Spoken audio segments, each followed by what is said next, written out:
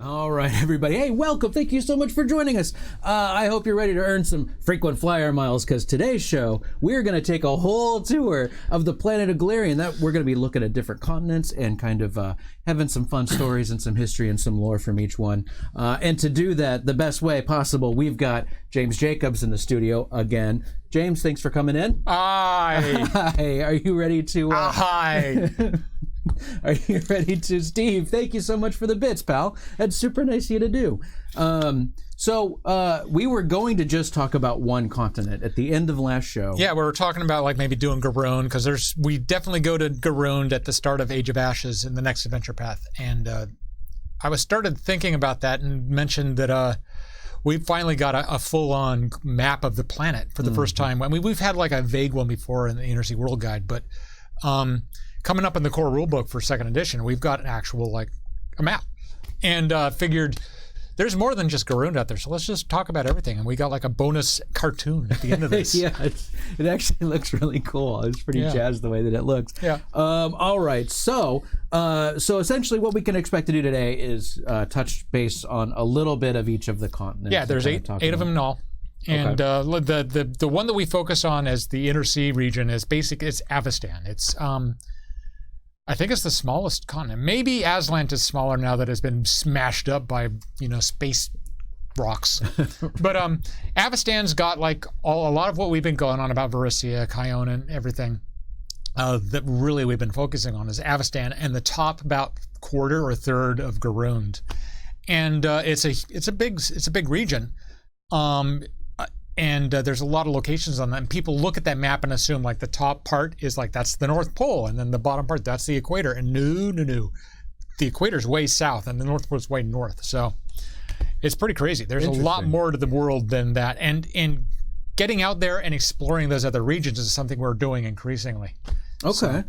So let's start our first stop. Yep. Is going to be Garund. This is, I believe, the capital of Holomog, which is a nation in Garund. And it's one that originally was from my homebrew, where it's a place is basically like, this is like fantasy, where people like, there's dinosaurs and all sorts of stuff like that. But it's very much draws upon like African mythology as well. And so it brings in other sorts of just worldviews and stuff like that. And that's one of the things I really love about like going to these other continents is we get different tropes, different mythologies, different sorts of inspiration that feel fresh and they're fun. But also it increases the diversity of the entire setting, which is really, really important. So with Garund, Holomog is south of the border on the main map. So you won't see Holomog on the map of the Inner Sea region. And it's just one location. There's also like Drone, which is down way at the south. There's like a nation of lizard folk, Uruxi. And they're basically all dinosaurs and lizard folk and astrologers. And there's other places. There's a nation of like spider creatures, spider people called the Anadi. And I think that nation is called Nervachta. There's other mentions of places like catfolk nations, a nation of like termite people or something, just things that we just thrown out there. So there's all sorts of stuff going on in Garund. And Garund's a much bigger place, which you'll see in the cartoon we've got coming up. But yeah, Garund is not really off map, as I've said, because it's the top part, which is like Osirian and Rahadum and Mediogulti and the Milwaukee Expanse, which extends further south. And what are some high points of Garund? Like, what are some of the places that most people would encounter if they were there for a homebrew? Like a homebrew? Well, again, it's we've got like Osirian and Katapesh and Nex and Geb and all of that. So that's really, there's places that we've already detailed a bit about that you can go check out. Distant Shores is a product we put out a few years ago, and it's got a lot of the images we'll be sharing today are from that book. Holomog is one of those that we talk about as a specific location in Garund. As I mentioned before, we're going to Garund at the start of like Adventure 2 of Age of Ashes goes to the Milwaukee Expanse. Okay. And Adventure 5 goes to Katapesh. So. Oh, nice. Okay. So news is coming. Yes. Exposure is coming. Yep. Yeah. If I'm afraid to even ask. Are there scorpion folk? Oh yeah. In Garund? Oh yeah. Thanks, Ms. Roy. That's awesome. There's they're Giratoblulu, I think is what they're called, and they're pretty cool. That sounds great. Yeah. That sounds great. James, Hi. where's the next stop on our world tour of Golarion? Scorpion, Dan, Scorpion. I've got that. So That's beautiful. I this love is that also one. from Distant Shores. This is a city in Iblados, which is on the continent of Kazmaron. Kazmaron is the largest continent on the planet. Maybe Tinsha is bigger. Mm-hmm. You'll see in the cartoon, the upcoming cartoon. Kazmaron is directly east of Avestan. It's connected to it in the same way like Europe and Asia are connected. And Kazmaron's got all sorts of stuff. It's got, like you saw in that image there, Iblados, which is our analog of ancient Greece. This is like a land of mythic heroes, like where like Hercules live, people who are gods but live with mortals and all of that stuff. A lot of like the classical mythology of stuff like minotaurs and harpies and stuff like that really comes from here. But again, Kazmaron is enormous. Kazmaron also holds Vudra, which is our India analog, a huge, really big continent. It's big. The Vudran subcontinent, I think, is bigger than all of Avestan, for example. We've got Ayabaria, which is up to the north, which is sort of inspired in a lot of cases by like Russia and Siberia and that sort of mythology. We got the Padishah Empire of Kalesh, which is just sprawling, just mercantile nation of that is kind of where Kadira comes from. We've got ancient kingdoms like Ninshibur, and that kind of map to like ancient stuff like Babylon or Sumeria, that type of thing. Okay. And then we've got places like the Kestrovan Sea, which is a giant inner sea. We've got the Parched Lands, which is a cursed desert. There's all sorts of stuff going on in Kazmaron.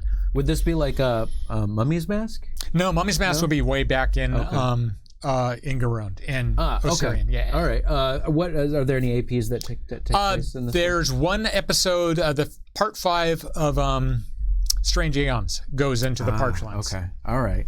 So it's not a place that we've gone to a lot. Kingmaker is adjacent to it at one point up on the Ayabaria site. And in fact, Reign of Winter goes into Ayabaria. So that's another one that goes into Kazmaron. Oh, wow. Okay. All right. Yeah. And from what I'm guessing, we were talking a little bit earlier, we'll probably be covering Kingmaker next week, I'm guessing. Just because. Yeah. So that's a guess right now, but we're officially saying it. But guessing. With a wink and a, you never know, but that's what it seems like we're doing. So we'll get into that a little bit more next time. Yeah. All right. How much of this comes from a homebrew or a home campaign? It's all over the place. The Parched Lands, for example, this cursed desert is from my homebrew. Eric Mona came up with, I think, Ninshibur and a couple other things like specifically for Golarion. It's really a lot of Kazmaron at this point is created specifically for Pathfinder, so it's not really from a homebrew. Okay. There's I forget the name of there's a big crossroads city that's like on this trade route that goes east, west, north, south. Okay. Right there at the bullseye is a huge trade city that James Sutter made up for. Oh, nice. In distant shores. So that's another one. It's not really from his homebrew, but it's again created specifically for Pathfinder. Okay. And also, if you've been paying attention to our Iconics week, James Sutter has been putting out the short fiction for all of the Iconics that we've been releasing. The video with Wayne on Tuesdays, and then the short fiction on Thursday. So, for those, check him out. James is so one good. of the. It is really great good. writer. For those of us that kind of miss the tales and all of that kind of stuff, it's fun to get in there and kind of read some of that stuff again. Yeah, absolutely. So check those out. All right. So all right. What do we got next on the Whirlwind Tour? This is where we're going next. We've got Tinsha. So this, I believe, this is also from Distant Shores. This is, I think, like the Hobgoblin Nation city.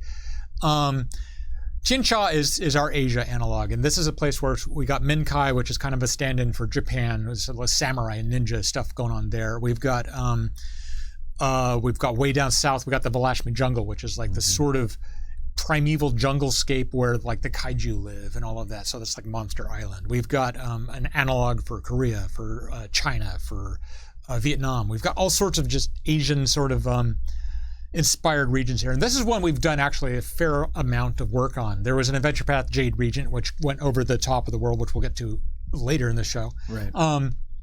That went into Tianxia. We've got the entire Dragon Empire's campaign setting, Dragon Empire's Gazetteer, which is a 64-page book that goes into more detail about it. We've done several adventures set there, like the Ruby Phoenix tournament. Lots of Pathfinder Society stuff has gone on there. So Tianxia is probably our second most detailed continent. Really? Yeah. No, and that's something that came up a little bit earlier in the chat, was how many of these continents actually have words written about them. And people were like, a couple lines for some of them, but some of them actually go pretty deep. And there's Tianxia has had a lot of stuff going on. I've just always had like Akira Kurosawa is one of my favorite directors. I've loved Godzilla forever. There's a lot of Asia that I'm interested in. So it's kind of, to a certain extent, what the people making Golarion products are interested in, and kind of colors what we're looking at. And as Paizo has grown, like we get more and more people working here than ever before. We get new people who are that are interested in Arcadia, which we'll see in a little bit, and other parts of the world. So it's just as Paizo itself as a company is growing more diverse, the setting is growing more diverse, which is awesome. Yeah, it is awesome. And again, with just like with all of the continents, how much of this comes from your homebrew? So a fair amount more comes from my homebrew in Tianxia. Like the whole of Bellagio Jungle is from my setting. That's the big scary jungle where the monsters live. Right. I didn't call it Minkai in my homebrew, but a Japan analog has always been a big part of my homebrew. So a lot of the stuff going on in there is inspired by that work. When we started developing Tianxia, we had a huge, everybody sat down and just had a giant brainstorm. And we wanted to basically work out like what sorts of things were represented there. Like we have like a clockwork city in the underground. We've got all sorts of like martial arts type stuff going on, but we also have nations. Like we wanted to have a nation of elves, to have sort of a touchstone from people who were more comfortable with the European section of the setting, to have something to go in. But we also wanted to have a really kind of like just look at the real world. Traditionally, it feels like fantasy role-playing games have really honed in on like Japanese mythology, like samurai and ninja and like a lot of the yokai type stuff. And we wanted that in there as well, but we also wanted to have like a strong section of like just looking at the history of like Korea or Vietnam or even like regions. Asia's a big place, and we wanted to like explore all of that. Right. And so there's all sorts of like a lot of the Polynesian Isles and stuff like that come in the nation of Manada, which is down along the southeastern side of Tianxia, where a lot of like islands are happening and stuff like that. So it's kind of sprawling all over. It was really tough getting all this information into a 64-page book with like almost 64 authors. It felt like. But yeah, it's pretty crazy. I think that when it comes to kind of trying to populate and talk about a whole continent, it's obviously has to be a group effort. People are kind of putting that in. But is there a way that you kind of control how that information comes in and kind of putting those puzzle pieces in? It's tough. I mean, you gotta kind of be sort of like the puppet master, of the whole thing, and try to keep track of everything. And it's also really important to me to bring in people who know what they're talking about. I'd never been to Japan. I'm not Asian, and so to a certain extent, there's a limit as to what I can know about and all that. So like going to different authors who like, you are an expert in this culture. You bring in people who know what they're talking about to add to the setting. I think is really important. Yeah, absolutely. All right. Are we ready to? We're ready to go the other direction. Head off to another. Yeah. Let's go. So Aslant. One of the things that we do with a lot of our continents, like Tianxia is very much inspired by Asia, and Garun is very much inspired by Africa, and Kazmaron is very much inspired by kind of like Europe and Asia, as well, and the ancient world. Ancient Greece and ancient Babylon and Sumerian and all that. With Aslant, It's inspired by mythology. I mean, it's the closest analogy there is Atlantis, you know. Mm-hmm. Aslan is this place where it got hit by earthfall and it's shattered and it's just a bunch of broken up islands. And that image that we showed there was kind of like a location where it's the idea is like there's all these cliff sides that have been sheared off by explosions, ancient explosions, and there's like ancient dungeons exposed to the air overlooking the ocean and all that. We did a lot with Aslan in Adventure Path a few years ago, Ruins of Aslan. Yeah. And there was a lot of underwater stuff, you know, exploration, and so that's basically the big place we've gone in and talked about Aslan. But Aslan shows up all over the place. I mean, a lot of Thassalon, where the Rune Lords are from, is Aslan adjacent, for example. Oh, really? Okay. Yeah. And with Aslan, with Ruins of Aslan, there was a kind of a lost colony type vibe with that with that first book. Is that kind of run through the ideas of? Sort of. It's kind of like it's really, of all the continents, Aslan is one of the ones that doesn't really have an established like modern nations there. It's really time is in the past, and there's a lot of ruins there. There's a lot of colonies all over the place, but there's not really as much. Most of what's the modern civilization of Aslan is underwater. You know, we've got nations of aquatic elves and the Aboleths and Sahuagin and all of these different underwater races, merfolk. So it's kind of a weird place. It doesn't really have any direct, you know, real world comparisons, but it's very much a like here there be dragons type thing. Right. That's great. And again, Aslan, obviously Atlantis. Atlantis. Yep. And that connection that's there. Absolutely. How much of that was filled in with like some of what happened at your table? Pretty much nothing. It's kind of weird because Aslan was Eric Mona came up, I believe, with that. But the idea of like an ancient civilization that sunk under the ocean, you know, that's Atlantis. That's, you know, all over the place. In my homebrew, it was a place called Backlantia, and which is sort of, you still have that Atlantis, Backlantis, or whatever element. None of that really got brought into Pathfinder from my campaign setting. Mm-hmm. One thing I did have was there was a cornerstone of like this giant wizard guild in Backlantia that had all of the secrets of their weird ancient forms of magic, like shadow magic and time magic and dream magic and stuff like that doesn't really exist anymore.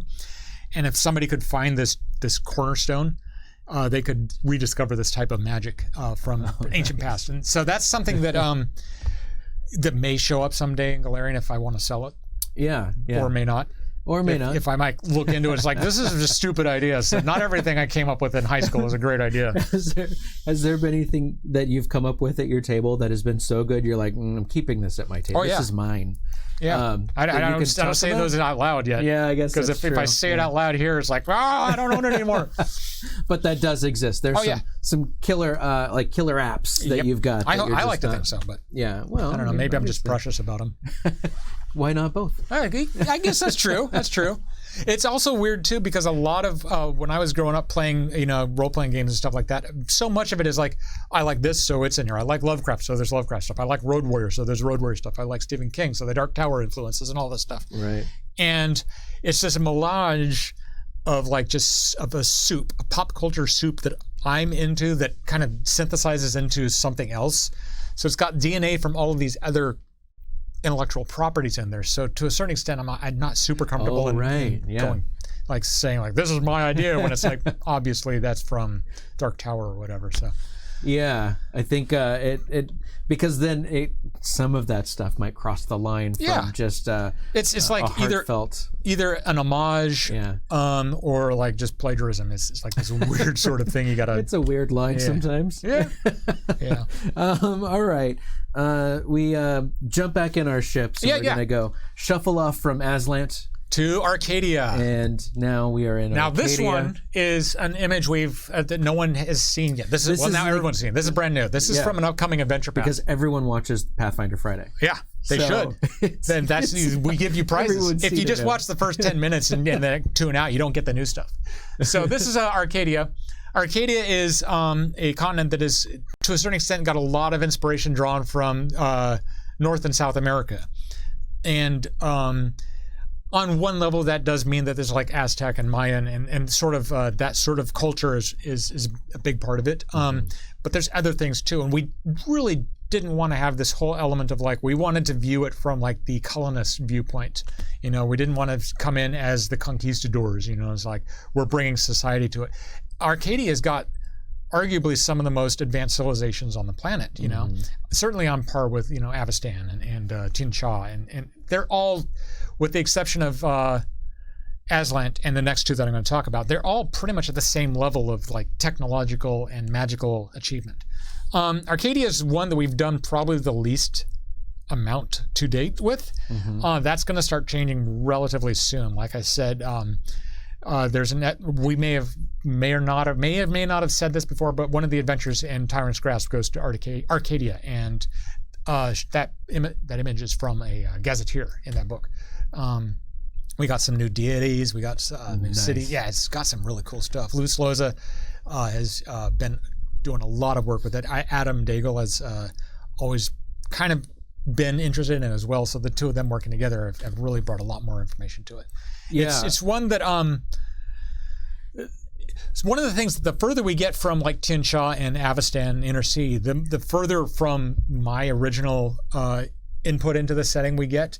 And so it's more interesting to me because it's like, this is actually stuff that I didn't, you know, that isn't from my homebrew or something. It feels new and fresh to me. Like it's part of the stuff that I'm the most interested in reading, really. Yeah, well, and I think that's got to be a big part of it when you're putting things together. And I think that, you know, obviously that's why so much of it does come from your home game, because you want to make something fun. Right. And then when it comes time to put something out there and say, hey, we think this is great fun. Right. So you want to really feel that, you know, and believe that. And that's just kind of where you naturally go. Oh, yeah, absolutely. Has there, maybe you can't answer this, I don't know. Has there been anything that you put together you were like, oh, this is not going to work at all?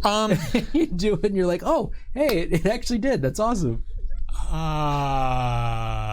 Yeah, absolutely. There's both of those. There's things like, this is not going to work, and then I do it and it works great. Right. Sometimes there's things that I create that's like, nope, that's a failure, and some of those get into print. And that's really, you know, kind of like, oh, I wish I hadn't have done that. I'd rather not talk about them. Right. And in those cases, I generally try not to talk about them, because the more you talk about the failures, they don't go away. Yeah. So, but let me think of one So let's focus on the pleasant surprises. Yeah, pleasant surprise might be, you kind of catch me off guard here and like make me try to think, because keeping you on your toes. I guess maybe, yeah, I don't know. Yeah. Well, I'm sure there's, by this time next week, we'll make sure you're signing me homework? We'll revisit this. Yeah, exactly. Yeah. Wow. There are no failures, only cult classics. That's right. That's true. That is absolutely true. Let's see. Okay. So there's that. Let's get one more Arcadia. look. It's such a great looking image too. And I sort of took in notes. This is from a scene in one of the major cities in central Arcadia. I forget the name of the city, but if I said it, it would be a spoiler for that adventure. So I'm not telling you, because I'm trying to protect the integrity of the adventure. All right. So you knew what my next question was. So we don't really have pictures for the next two continents, and that's for a couple of reasons. There's one up to the north. Just as the real world has Antarctica to the south, we've inverted that. And so we wanted to have our Arctic continent be up north. That's the crown of the world. Okay. We had the third adventure on the Jade Region adventure path. The Hungry Storm takes place as you're crossing over this entire thing by land. Right. And there's not a lot of, we haven't done a lot of stuff with it. It's obviously there's a lot of cultures and stuff in there. But it's also a lot of just frozen landscape and stuff like that. So we really haven't done too much illustrating it. So I didn't really, and we've got plenty of illustrations in the show already. But and we just haven't gone there much, with the exception of that adventure. And then the other one, which we also don't have an illustration for, is Sarasan. And Sarasan is way down to the south. One of the things that you'll see in the upcoming cartoon that we've got for you, the animated GIF, is that a lot of our continents are skewing northern. There's not the southern hemisphere of Golarion is dominated by water. Okay. And there's really only one continent that is entirely located in the southern hemisphere, and that's Sarasan. And we've deliberately been coy and secretive about Sarasan. We haven't said much about it. We've mentioned here and there that it's like this is sort of our Australia analog, but that's mostly because it's in about the same part of the world as Australia lives, not because we're looking to build off of that. I think if we were taking Australia's mythologies, like from the dreamlands of the Aboriginal people and other things, we would maybe even look at to import that into Arcadia, perhaps, or something. Right. Sarasan is intended to be the off-the-map part of the world. Okay. It's important to have parts of Golarion and parts of anything that you're working on where it's like nobody knows what's going on there. Anything is possible. You could think of it as like this is the place we've set aside as a GM preserve for you to build your own campaign setting for. But the more we do for Golarion, the more we have to actually say with what's going on there. So we haven't actually said really anything about Sarasan yet. So there's not really much to say there. The most we've ever said about it will be upcoming in the core rulebook, where we have like this map of the planet that shows the actual outline of Sarasan, where the deserts and the mountains and the forests and stuff are. Okay. So then if you're looking to start a homebrew and you want the most untouched continent, is that where you might consider I would either set it in Sarasan, or even if you want to go even more just outrageous, drop it into the ocean and just make a brand new continent. There could be a ninth continent on Golarion. So that's possible. Yeah, that's possible. Do we want to get to this last one, which I think is really fun? Let me do some lead in for it. So okay, let me give you your camera. There all right. Go. So one of the things I've always wanted to do is do a map of Golarion so that people can see just where everything is located. They can tell that Avestan is really not that big, that Tian Sha is this sprawling continent that goes from pole to pole almost. And so in the Undersea World Guide, we threw together a map, but it was super inaccurate. It was kind of a sketch. And it's one that we've ended up using over and over and over and over and over as a planet. And it's kind of cause some problems, like whenever we want to do like an image from outer space of the planet or whatever, like we did this adventure the Moonscar, which takes place on the moon. Yeah. And one of the ideas was, let's have an illustration of the PCs fighting a moonworm or whatever it is. Right. And then in the distance you see Golarion rising up, like that iconic image of Earth rising over our moon. Yeah. And we couldn't do it because we didn't know what the planet looked like. We had a vague idea, but we didn't want to use that map as an example. Now that we're getting into an era where we're doing more about the other continents, we're starting to go to Arcadia. We're doing more stuff with Kazmaron. We're exploring more of the world. The time was right with the edition change to actually make that map. So we got a map coming up in the core rulebook that shows the entire planet. Nice. It's not super detailed, but it is detailed enough that I was able to take that image and basically map it onto.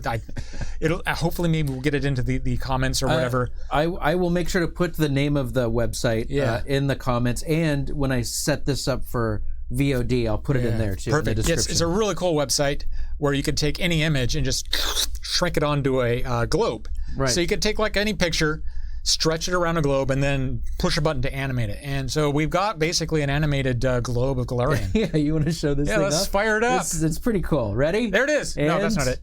Blammo. Look at that. I think that this is an amazing way to see Golarion.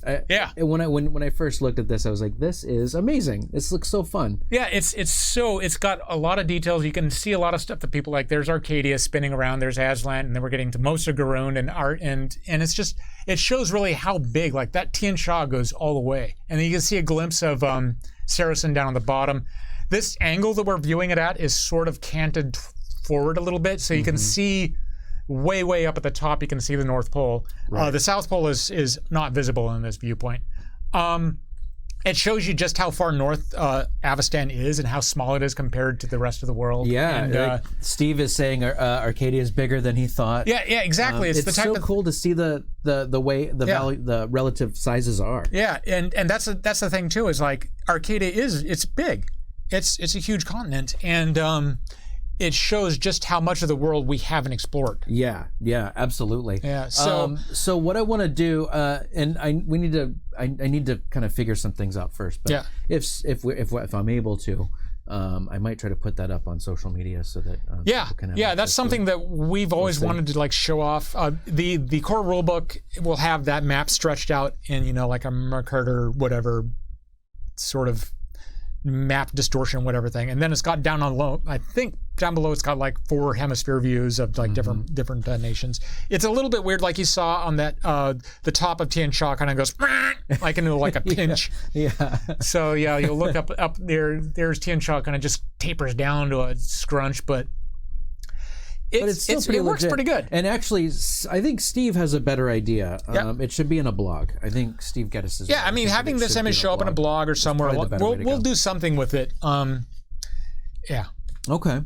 And then that kind of ends our tour. Really? Yeah. Well, Golarion. Obviously, it's a tour. I mean, how much time we have left? I tried to time this. The first part is done. We're ready to go into Q&A now. Hey, So it's like we're starting to get used to how do we do this. Perfect timing. Excellent. All right, so let me do a goodbye, and Yeah. then we'll get to some Q&A. How do you Sounds feel great. about that? I feel good about it. Awesome. All right, everybody. Thank you so much for joining us. I hope you learned a lot about the planet of Golarion. I know that I did. It was really fun to see a little bit more in-depth information for each of these continents that is not always easy to find information on. And I really enjoyed the animated GIF. I thought that was really cool. If you liked the video, please consider subscribing to the channel and giving this video a like. It helps Paizo a whole lot. And in the meantime, for Paizo and for James Jacobs and for me, I'm your old buddy Dan. Thank you so much for joining us, and we'll see you again next time. Bye. Bye.